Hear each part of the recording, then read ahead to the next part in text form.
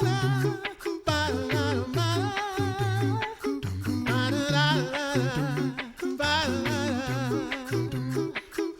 listening to The Coffee Hour. I'm Sarah Gulseth. I'm Andy Bates. Thanks to Concordia University, Wisconsin for your support of The Coffee Hour. Find out more about Concordia University, Wisconsin at cuw.edu. Live uncommon. We have I don't know what a describing word I should use for this.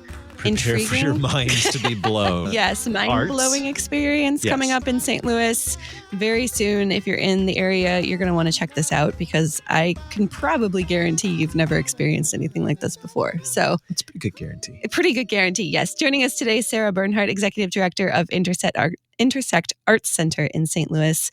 Thanks for joining us today, Sarah. Sure. Happy to be here. And the Reverend Dr. Jim Marriott, Department Coordinator for Music at Concordia University, Texas. Thanks for joining us today, Jim. It's great to be with you.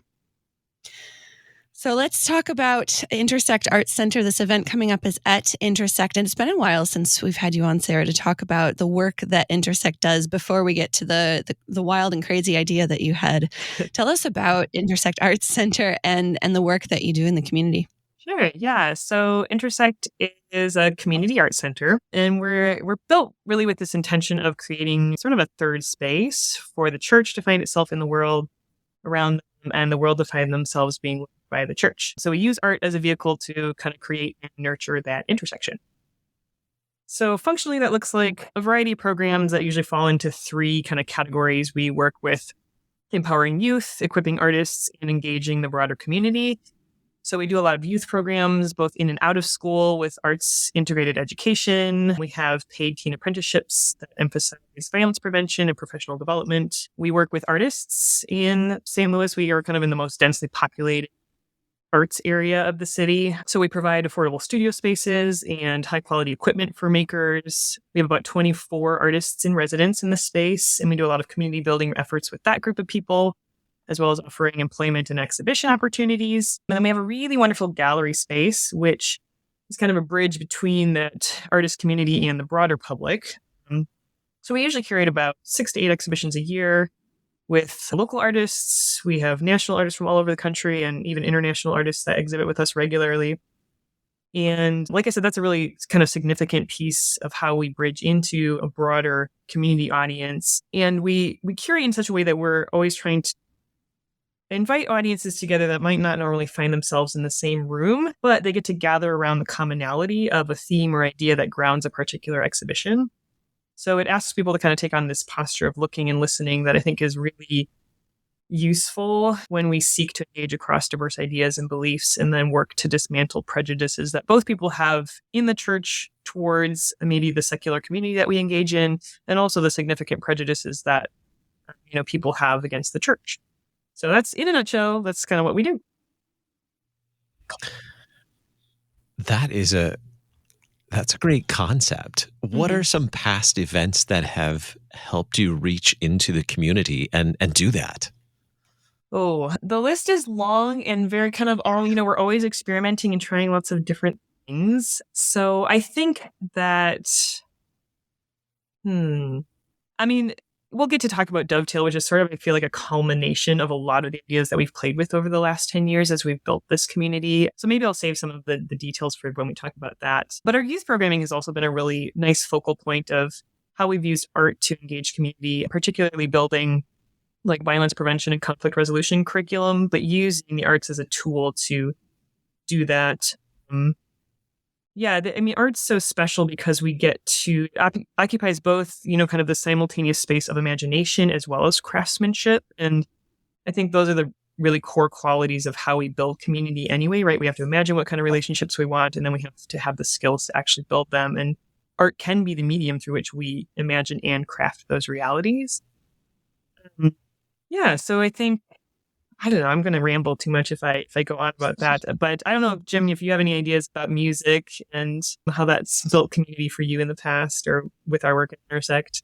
Yeah, so my participation in Intersect, I've been part of it for many years now in a variety of different roles.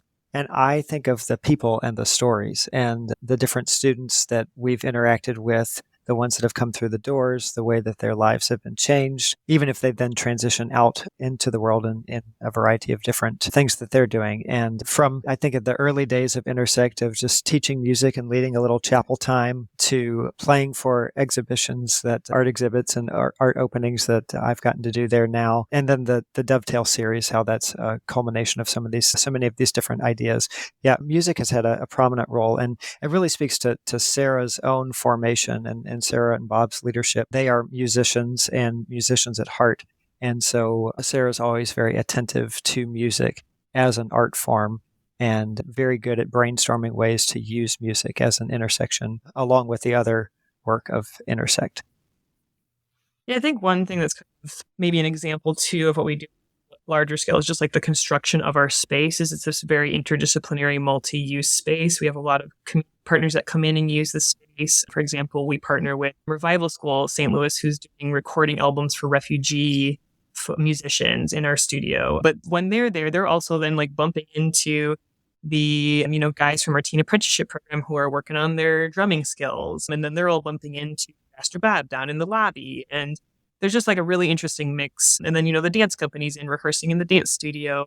And so just by kind of physically constructing a space where we've got a lot of diverse interaction between different community groups, that really helps build the synergy because we're just physically existing together. And then it lends itself to creating projects together because we're all there together. Yeah, I got to tour the space at Intersect. I think this might have been pre-COVID. I don't exactly remember when, but I love the community center kind of feel that you guys have put together that you're talking about, Sarah, that bringing together these different groups and kind of melding together all of these different aspects of the fine arts to create this space for a lot of people to be creative together. And it's really amazing what can happen when you're able to bring all those people together who have all these vastly different ideas and they become something new and beautiful. I think that's really cool. And I know you said you would ramble if you talk about this more, but I do want to get just a little bit further into your thoughts on how fine arts, music and art and all of these things help us tell stories, help people to tell their stories to the community. Yeah. So I think art can certainly be good at telling stories, but I actually usually think of its primary function a bit more of one of poetry rather than storytelling. A lot of times we need like additional narrative to explain artwork, which is kind of a funny thing. But while poetry can tell stories, I think especially contemporary poetry is often like very clear and not narrative.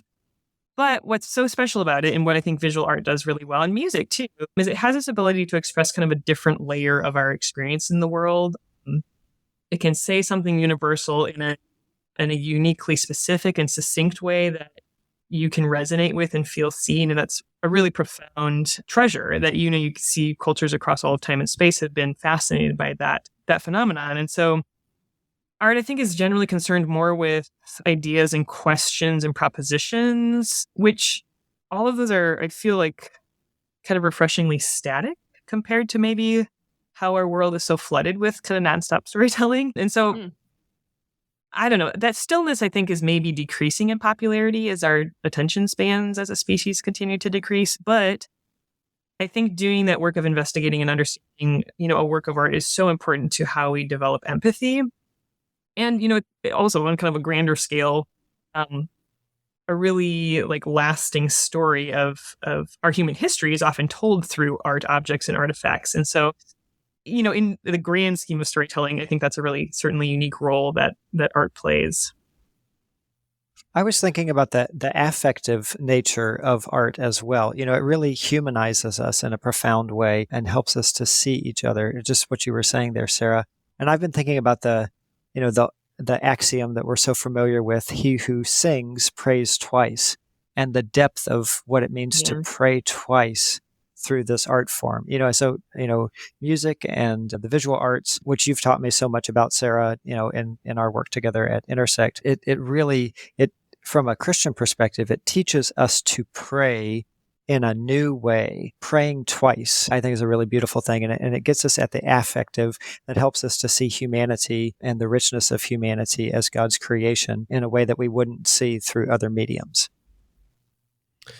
I love that, Jim, the praying twice. And it made me think too about, Sarah, you said something about how, art gives us access to someone's story. And I do think in terms of building relationships and building community, for some reason, when there's a gallery wall available, people will pour out their beliefs and their thoughts and their ideas in a different way that could take, months or years to uncover in a kind of conversational setting. And you have this sort of privileged, expedited access into someone's heart because of the artwork that they've produced and displayed for you. And I mean, in reality, they took probably months and years to create it. But anyway, yeah, there's this sort of really immediate connection that's available through the work of art, both to the artist, but as well as a touchstone for, let's say someone else who's visiting the exhibition with you, that can open up a conversation between you, perhaps, about a difficult topic that may otherwise be difficult to broach. But I think that's a really amazing capacity of both art and music. We have more to talk about with art and music and creativity, and a special event coming up very soon at Intersect Arts Center. We're talking with Sarah Bernhardt and the Reverend Dr. Jim Marriott. We have more coming up after the break. You're listening to The Coffee Hour. I'm Sarah Gulseth. I'm Andy Bates.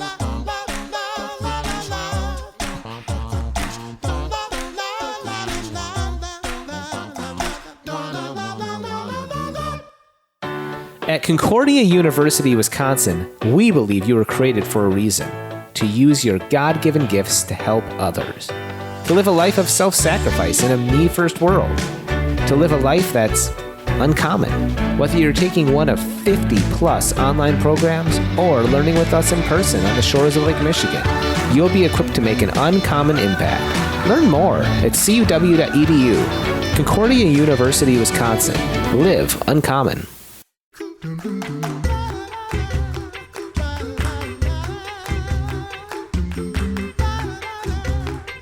Welcome back to the Coffee Hour. I'm Sarah Gulseth. I'm Andy Bates. We're talking with Sarah Bernhardt, Executive Director of Intersect Arts Center in St. Louis, and the Reverend Dr. Jim Marriott, Department Coordinator for Music at Concordia University Texas, about Intersect Arts Center and the amazing work happening there with art and music and bringing different communities together. And Sarah, earlier you mentioned the Dovetail events. Oh, I lost my words there for a second. The Dovetail events that happened at Intersect that are kind of the culmination of bringing together different artists and communities. Can you share more about the Dovetail events that happened at Intersect? Yeah, absolutely. This is an event series that I'm excited about. So Dovetail, it's an interdisciplinary event series. It's inspired by the Dovetail joint, hence the name. So the Dovetail joint is a ancient carpentry technique, predates written history. It's really simple, right? It's just these two different shapes that can interlock. It's aesthetically elegant and poetic, but it's also extraordinarily strong. So it can provide structural support for anything from, a wooden drawer. If you have antiques at home, you've probably seen that Dovetail joint connecting the sides of the wooden panels. But there's examples of it supporting an entire building, and especially in like Japan and Korea, they have buildings that are built using this technique.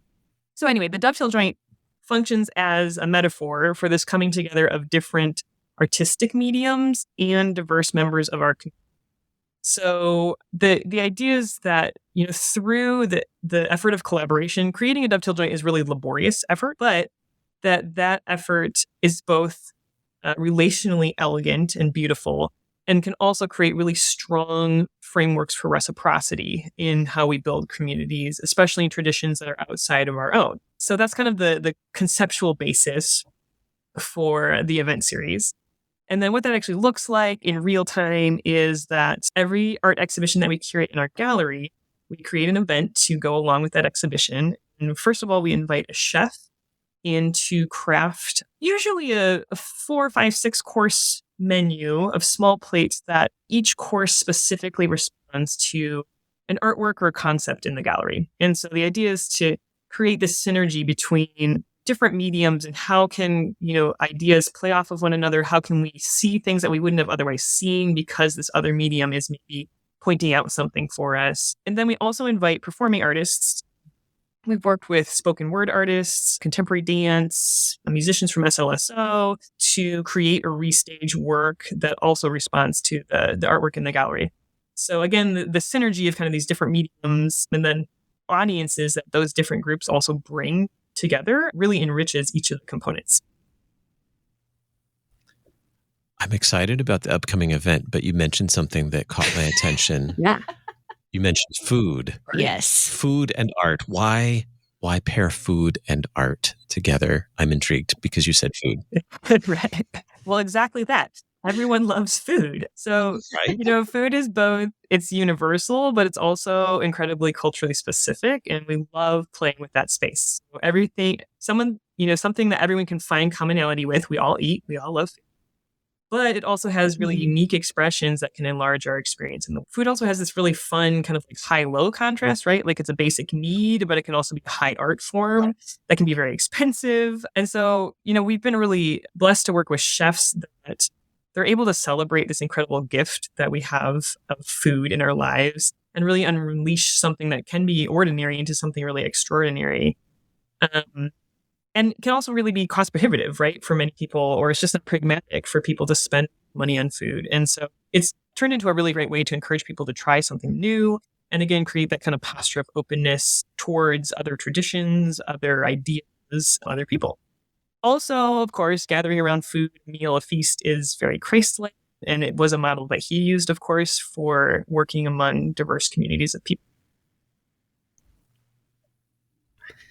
So there is a Dovetail event coming up on December 6th at Intersect and Holy Cross, which I don't think we've mentioned that Holy Cross and Intersect are kind of together on the same campus there, December 6th from 5 to 7. What is the art exhibit that this reception will be for?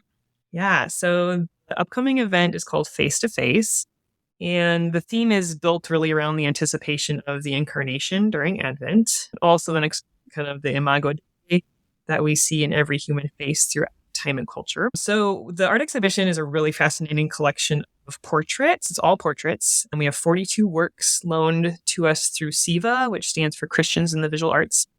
And it's the private collection of a particular artist, Edward Nippers. He's been collecting prints, drawings, paintings, and sculpture his whole life. So there's a really great variety of objects. The oldest piece dating back to, it's like a 17th century Castiglione portrait. There's a lot of 20th century modernist works, and we have a small Picasso print. There's a really beautiful Chagall lithograph, a Matisse drawing, and then, many other really wonderful portraits. So that's the art exhibition. And then we're partnering with Jefferson Avenue Mission, which Jordy and Kara Dunholm down the street from us, they're running a theater drama outreach program. And they're going to be essentially kind of crafting a curatorial tour, if you will, through a number of the works, but using kind of monologues and small theatrical pieces to kind of unleash the portraits that are in the gallery. And then, of course, we'll have the menu staged throughout the gallery that can be kind of enjoyed from 5 to 7. Like you're walking around looking at everything and grabbing small plates and eating those while you look and watch. That menu is crafted by a local kind of prodigy, award-winning chef, Rice, and his work's super amazing. Recommend following him. And we worked with him for one other Dovetail, and it was absolutely fabulous. So I can't wait to taste his creations again. And then the final piece of this event is the organ and rap concert that Jim is participating in. That'll be across the street at Holy Cross from 7 to 8. So we'll wrap up in the gallery and transition over to Holy Cross for this concert with Jim and Flame. Let me ask, did you say organ and rap concert? I did. Yeah, so when we were first talking about this, Sarah and I have been talking about doing a hymn festival at Holy Cross probably for about a year now. And, I get to do hymn festivals all over the United States, and they're all a little different, but this one's very unique, and I'm very excited about it. And, so when Sarah and I were kind of planning this out a couple months ago, I just thought, kind of a normal Advent hymn festival. Our Advent hymns are so rich and beautiful and just great texts. And Sarah said, well, why don't we pair it with spoken word? And I was like, that sounds awesome. Who do you have in mind? And then we kind of talked about Flame being right there in St. Louis, and he was available. And it's just an amazing confluence of, I'm geeked out about it. How about that? I'm very starstruck that I get to be on the same program as Flame, and it will be very exciting. So yeah, it's going to be a very cool musical event. And it'll be neat to see. So the way the program is going to work, it weaves together hymns and then some of Flame's original works as well, so that it'll kind of be a back and forth, and it'll be held together musically by these improvisatory moments where I'll be improvising on an Advent hymn, and then he'll speak the word, the text of the hymn over that improvisation. And I'm very excited about that because it'll musically knit together two very disparate styles of music. I don't think people would ever conceptualize putting organ music and hip hop together. But I think it's awesome, and very much kind of the heart of what my work has been, trying to curate intercultural and diverse things together. So I'm really excited to see how it comes together. All around this incarnational theme Yes. of Advent. Right. Yeah. Sarah does nothing. There's nothing simple for Sarah. How about that? So when she says feast, that's what this is going to be.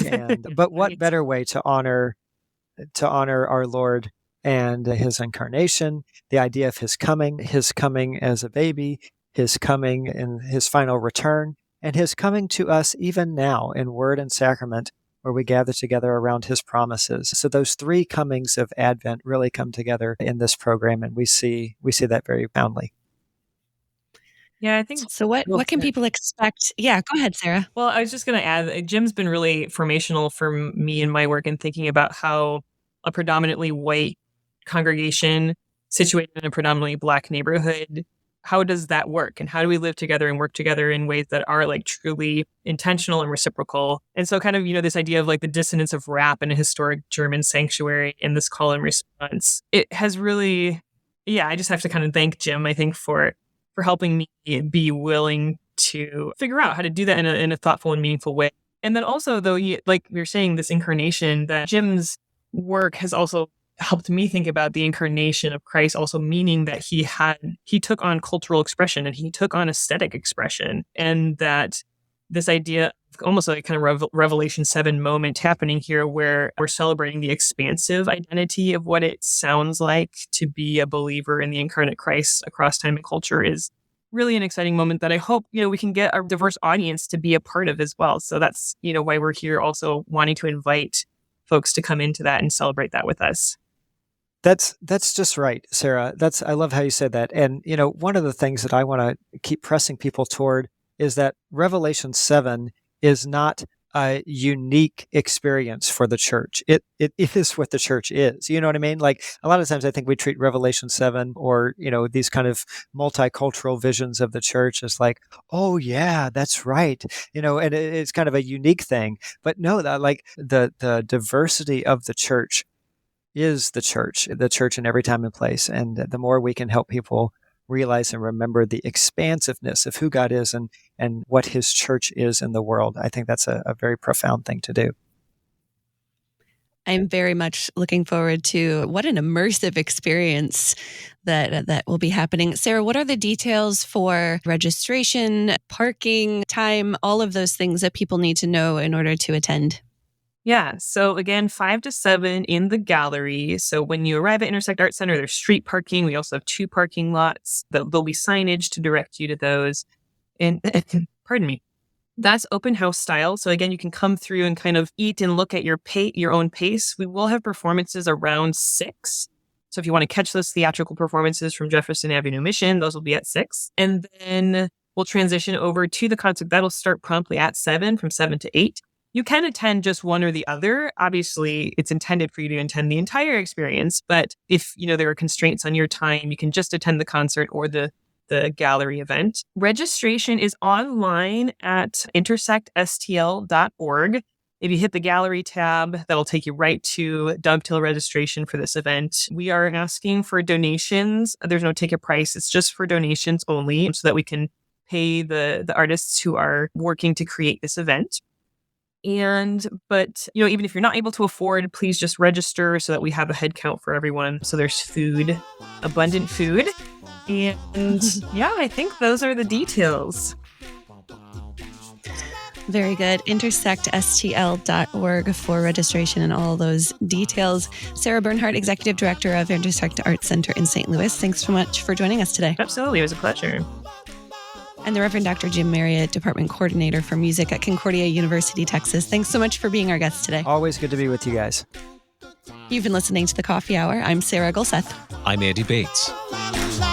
The Coffee Hour with Andy and Sarah is a production of KFUO. To support The Coffee Hour and KFUO Radio, visit kfuo.org. You can also text KFUO to 41444 or send an email to gifts@kfuo.org. And you can call us at 800-844-0524. KFUO. Christ for you, anytime, anywhere.